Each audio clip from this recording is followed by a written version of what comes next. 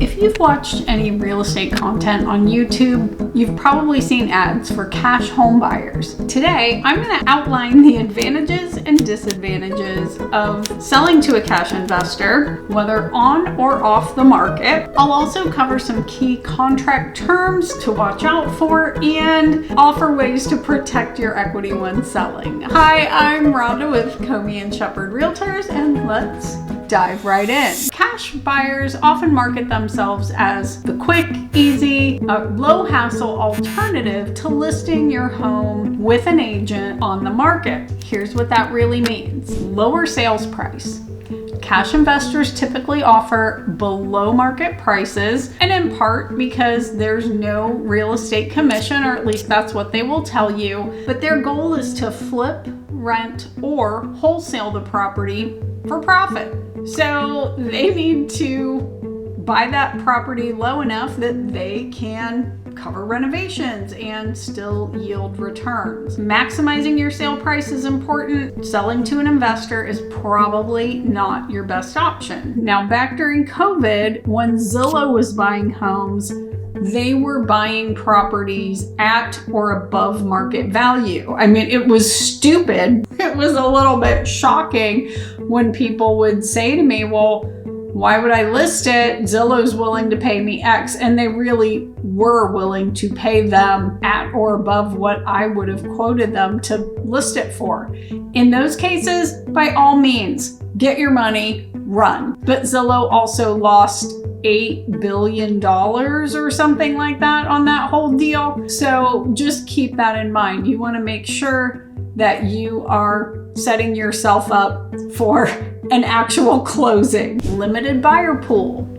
Now, when you list your home on the market with an agent, tons of people are seeing that property. They're seeing it from the MLS, and it goes out to Zillow and Realtor.com and Homes.com and all of those places. And that can bring you the best buyer options. Now, cash investors want to reach you before you talk to an agent and before you go on the market because they want to limit bidding wars or having to compete against another cash buyer even. And that can limit your home's exposure. If you only get one person that tells you what they think your home is worth, how do you know what somebody else is willing to pay? For properties in sought-after areas, neighborhoods, or school districts, this can be a significant drawback. Reduced negotiation power. Cash investors are experienced buyers. They do this all the time, at least the ones who aren't just getting started. They understand the market, they understand what it's going to cost to fix up the property,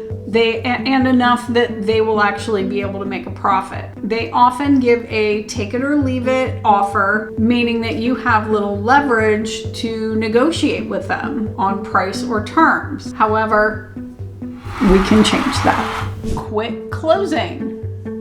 True cash buyers can close within as few as 3 to 7 days if they've seen the property and have serious interest. However, if the closing timeline is extended to 30 days, it might mean they're relying on financing, even possibly from a private or hard money lender, and that can add uncertainty. Be sure that they can provide proof of funds if they claim to be paying in cash. No emotional investment in the property. Many investors, especially from out of town, may lack a connection to the community and could be less concerned with the property's future or neighborhood impact. If you care about who buys your home and want to go to a community-focused buyer, this route may not align with your values. Risk of scams.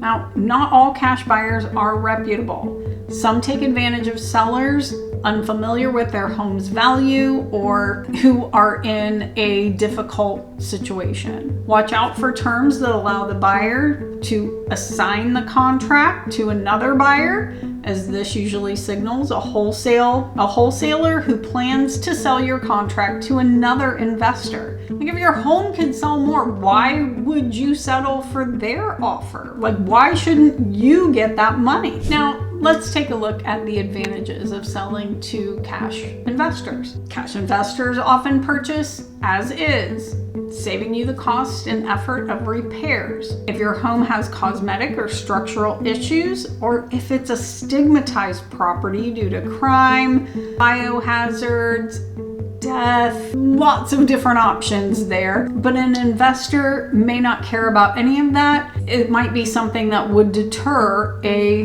regular home buyer. Secondly, since the sale isn't tied to a lender, there is no need for an appraisal.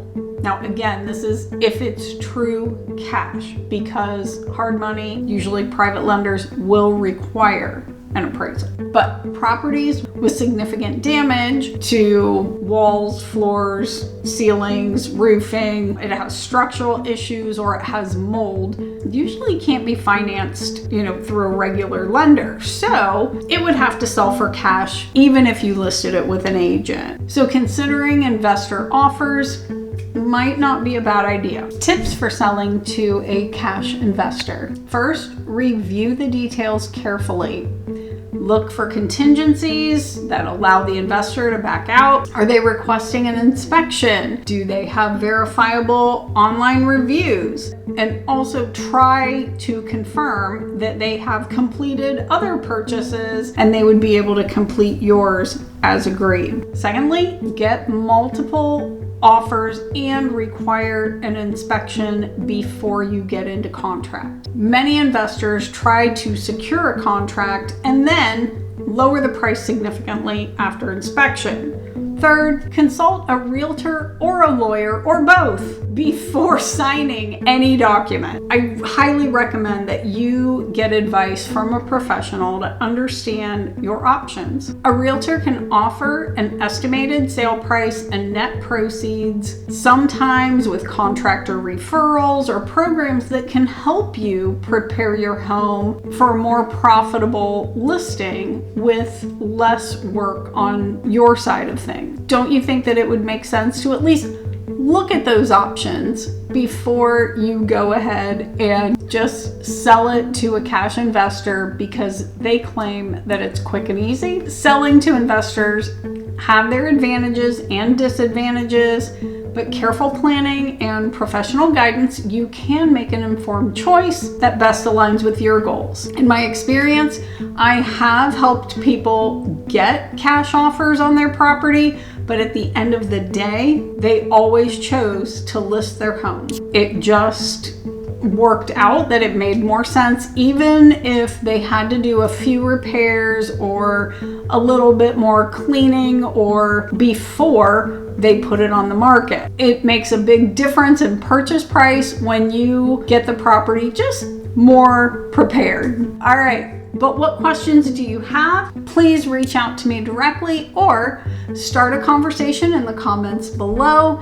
And if you would like a market analysis of your home, please click the link in the description. I will get back to you as soon as I receive your info. Make sure that you check out this video about living in Cincinnati, and we will see you next time.